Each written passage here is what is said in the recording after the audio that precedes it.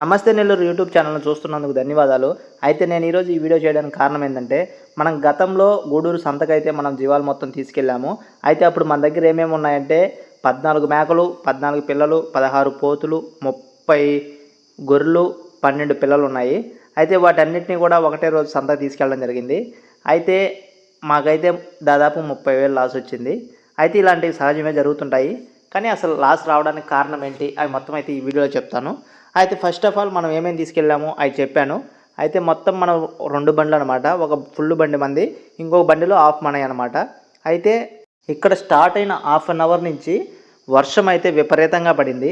అప్పుడే మనకు అర్థమైపోయింది ఈరోజైతే పెద్ద దెబ్బే పడబోతుందని. కానీ మనోధైర్యంతో వెళ్ళిపోయినాం. అక్కడికి వెళ్ళిపోయిన దగ్గర నుంచి జీవాలు మొత్తం చాలా అంటే చాలా మెత్తబడిపోయాయి. ఏంటంటే వర్షంలో తడిస్తే వరకు చాలా దెబ్బ. 7:30 నుంచి తడుస్తూనే ఉన్నాయి. అయితే అదీగాక బండిలో చాలా ఇరుకిరుగ్గా ఉంటుంది కాబట్టి అవైతే మెత్తబడిపోయినాయి. పిల్లలైతే అసలు నిలబడలేని స్టేజ్‌లో అయిపోయినాయి. అయితే మనకొచ్చేసి ఏమేమి అమ్ముడు పోయినాయి, ఏమేమి రిటర్న్ వచ్చినాయి అనే దాని గురించి ఇప్పుడు మాట్లాడితే, మేకలు కట్ట అయితే అమ్ముడు పోయినాయి. కానీ దాంట్లో మాకు ఒక్క రూపాయి రాలేదు. 32,000 జతకి 32,000 అమ్మేసాము. అయితే మనం వాటిల్ని 6 రోజులు పెంచామను. 6 రోజులు మన దగ్గర ఉన్నాయి కదా! 6 రోజులు 6,000 కూలీలేసుకుంటే అది పోయినట్టేను. మళ్ళా పొట్టేళ్ళొచ్చేసి మనకైతే 15.5, 16 అమ్మాలనుకున్నాము. వాటిల్ని ఎవరు అడిగేవాళ్ళే లేరు అసలు నిన్న శుక్రవారం గూడూరు సంతలో అయితే. అయితే ఎవరు అడగట్లేదని చెప్పి జత 14,000 వంతున అయి కూడా ఇచ్చేసాము. అయితే పోతులు చూసుకున్నట్లయితే మొత్తం 16 ఉంటే కేవలం ఇప్పుడు 2 ఉన్నాయి. అంటే 14 అమ్మినామనమాట. ఆ 14 వచ్చేసి 13,500తో అమ్మాలనుకొని పోయిన మేము 12,000కి అమ్మేసాము. అయితే గొర్రెలైతే ఒక్కటంటే ఒక్కటి కూడా పోలేదు. ఒక్క పొట్టేలు చూపించాను కదా! పాల పొట్టేలు అదొక్కటే పోయింది. మిగతాటి మొత్తం అలానే నిలబడిపోయినాయి. అయితే ఇవి మొత్తం తడిసినప్పుడు ఏందంటే ఇవి అసలు కొనాలనిపించదు ఎవరికీ. అలా జరిగింది. అదీగాక తర్వాత రోజే వినాయక చవితి కావడంతో వ్యాపారస్తులు తక్కువే వచ్చారు. ఆ వర్షానికి జీవాలు తడిసిపోయినాయి. అన్నీ కింద పడిపోయి మొత్తం బుడద చాలా అంటే చాలా ఇబ్బందిగుండింది. అయితే మీకు ఎప్పటికప్పుడు అప్డేట్స్ ఇవ్వాలనుకున్నా కానీ నా ఫోన్‌లో ఛార్జింగ్ లేదు. అక్కడికెళ్ళిన ఒక హాఫ్ అన్ అవర్, 1 అవర్‌లోనే మన ఫోన్ డెడ్ అయిపోయింది. అయితే ఎర్లీ మార్నింగ్ సంత స్టార్ట్ అయిపోయింది. మనకైతే 8-9 వరకు ఉన్నాము.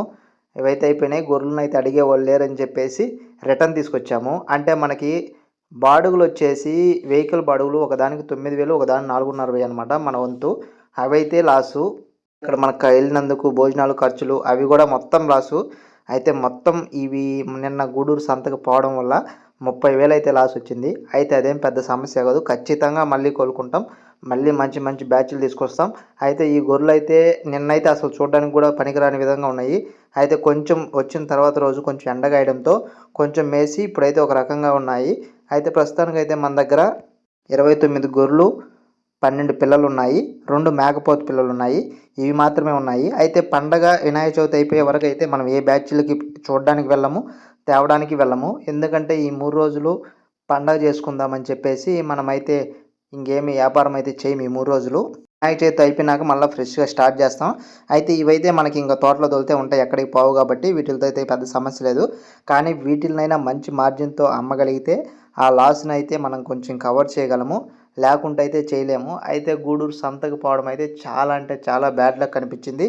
హైదరాబాద్ ఎళ్ళున్నా బహుశా లాభాలొచ్చేమో. కానీ ఇంక జరిగిపోయిన దాని గురించి బాధపడకూడదు. అయితే అక్కడికెళ్ళిన తర్వాత మళ్ళా రిటర్న్ తీసుకొని వచ్చేదానికి మాకే భయమేసింది. ఎందుకంటే చాలా పిల్లలు డల్ అయిపోయినాయనమాట. మళ్ళీ ఆడ నుంచి లోడేసి జర్నీ తీసుకొచ్చి ఇక్కడొస్తే ఒక 2 పిల్లలు పోయినా ఇంక ఆ డబ్బులు అక్కడే పోద్దని చెప్పేసి, సరే వచ్చిన కాడికి వస్తదని చెప్పేసి అమ్మేసాము.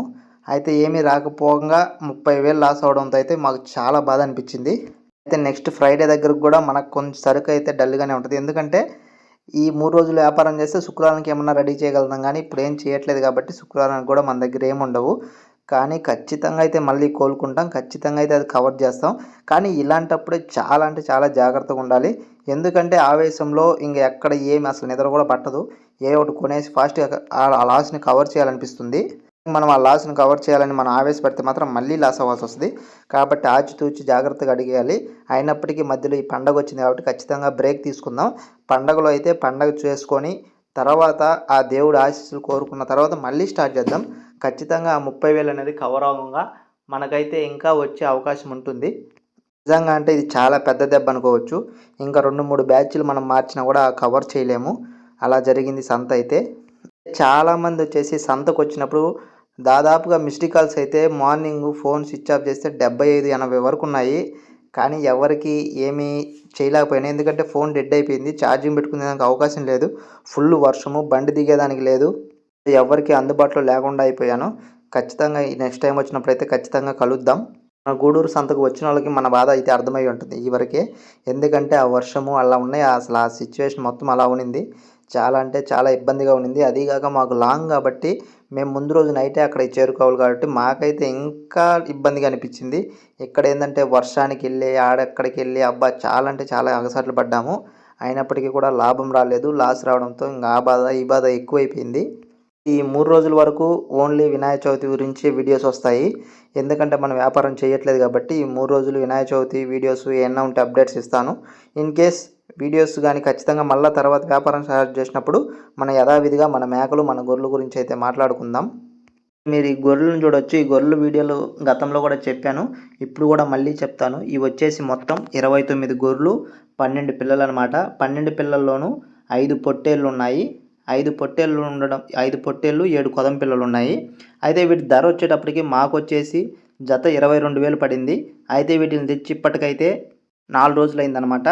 4 రోజులు అయ్యింది. ఇంకా ఎప్పుడు అమ్ముతామో కూడా తెలీదు. అయితే గొర్రెలు అయితే బాగానే ఉన్నాయి కానీ అటువంటి గొర్రెలను ఎక్కువ రోజులు ఉండించుకోకూడదు. ఎందుకంటే ఇవి మొత్తం వయసు అయిన గొర్రెలు అనమాట. అంటే 3వ ఈత, 4వ ఈత, 5వ ఈతల గొర్రెలు అనమాట. ఇలాంటి ఎంత ఫాస్ట్గా అమ్ముకోగలిగితే అంత లాభాలు వస్తాయి. కాబట్టి వీటిని కూడా వీలైనంత త్వరగా అమ్మేదానికైతే ప్రయత్నం చేస్తాము. చూడండి, మీకు ఎవరికైనా ఈ గొర్రెలు నచ్చి కావాలనుకుంటే ఛానల్లో మన నెంబర్ ఉంటుంది. ఖచ్చితంగా కాంటాక్ట్ అవ్వండి. అయితే పోతులు చూసుకున్నట్లయితే 2 ఉన్నాయి. అది ఒక చిన్న పోతు, ఈ పక్క ఒక పోతుంది. ఆ 2 పోతులే మిగిలాయి అనమాట. అయితే ఖచ్చితంగా మళ్ళీ పోతులు తెస్తాము. ఎందుకంటే పోతుల్లో మనకేం లాస్ రాలేదు. కాకపోతే మనం తీసుకెళ్ళిన ట్రాన్స్పోర్టు, మన ఖర్చులు అవన్నీ వేసుకునేసరికి మనకు లాస్ అనిపించింది. కానీ మనం పోతులు అదే తెచ్చుకొని ఇంటి దగ్గరగా నమ్ముకుంటే ఖచ్చితంగా లాభాలు వచ్చు. అంత మార్కెట్ రేంజ్లో ఉంది కాబట్టి ఖచ్చితంగా మళ్ళీ పోతులను తీసుకొచ్చే ప్రయత్నం చేస్తాము. చేసి మళ్ళీ మీకు ఖచ్చితంగా వీడియోలు అందిస్తాము. ఏ వీడియోలు అందించాలన్నా కూడా మనం వినాయక చవితి అవతలే. ఎందుకంటే వినాయక చవితి లోపలైతే మనమైతే వ్యాపారానికి వెళ్ళం కాబట్టి ఈ వినాయక చవితి మొత్తం మన దగ్గర ఈసరికే ఉంటుంది. తర్వాత వినాయక చవితి అయిపోయిన 2-3 రోజుల నుంచి మళ్ళీ మన దగ్గర బ్యాచ్లు వస్తుంటాయి, అమ్ముతుంటాం. అవైతే ఎప్పటికప్పుడు అప్డేట్స్ ఇస్తుంటాను. మన దగ్గర ఉన్న పొట్టేలు కూడా చాలా అంటే చాలా లాభంతో అమ్ముకోవచ్చు అనే ఉద్దేశంతో ఉన్నాము. కానీ అవి కూడా వర్షానికి తడిసి అయితే అసలు నిలబడలేకపోయినాయి. 4-5 పొట్టేళ్ళు అయితే అంటే కనీసం నిలబడుకొని పడిపోతున్నాయి అనమాట. ఇంకా ఆ సిచ్యువేషన్లో చూసి మేమైతే జత 14,000కే ఇచ్చాము.